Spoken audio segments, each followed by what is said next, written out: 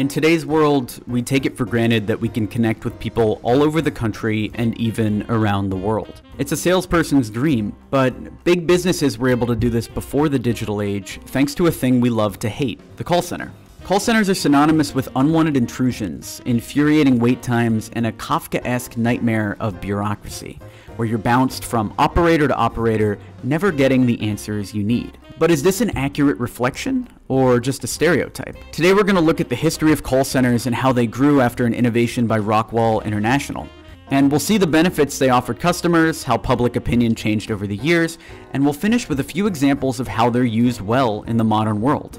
Let's jump into it. When the first telephone systems appeared, operators would have to manually move wires around in order to connect a call.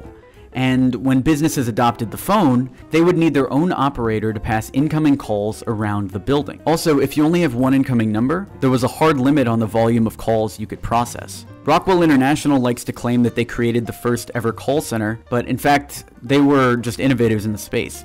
It's hard to really pin down a true first since there were so many small steps before the call center was actually invented, but it's often said to be a UK organization called Birmingham Press and Mail who invented the call center back in 1965. They put together a team of agents that sat in rows of desks, and they took calls through a private automatic branch exchange, a piece of electronic equipment that could automatically connect external callers with various internal extensions, so you could deal with multiple calls to a single number. You'd still need an operator to actively manage calls, but it could be done much faster as they weren't physically moving the wires around. But it was when Rockwell created an automatic call distributor, or ATC, when things substantially moved forward. They invented it for Continental Airlines, who wanted to replace human operators and greatly increase their call capacity.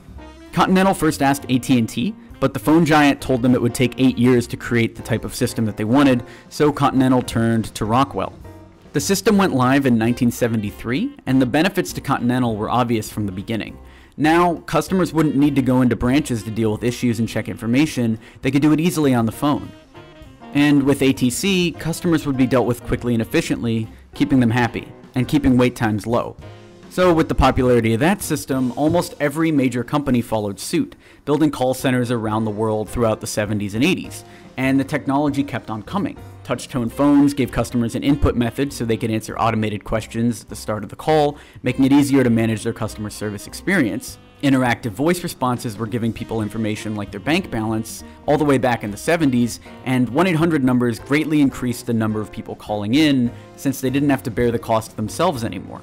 However, although this innovation helped grow the capacity of call centers, customers became increasingly frustrated by the interactions with automated services, listening to long recorded messages, typing out codes on their touch-tone phones, and crying in annoyance when they got cut off again.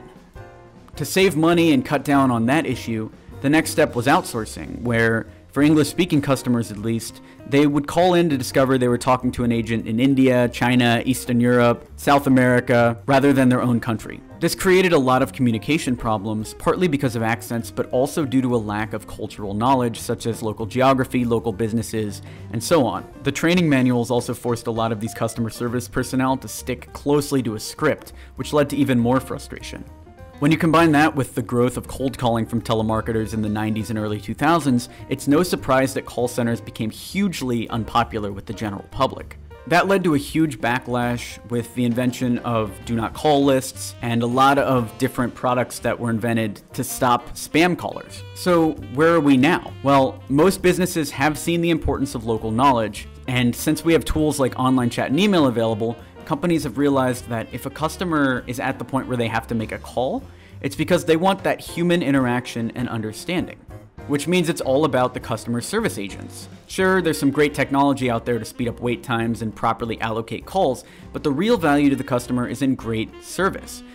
There's been a major shift away from the old rigid performance indicators that led to those robotic, annoying calls where each agent was pushed to deal with everything as quickly as possible and stick to a formulaic script. Because why bother? We can do most of that with automated voice responses now anyway.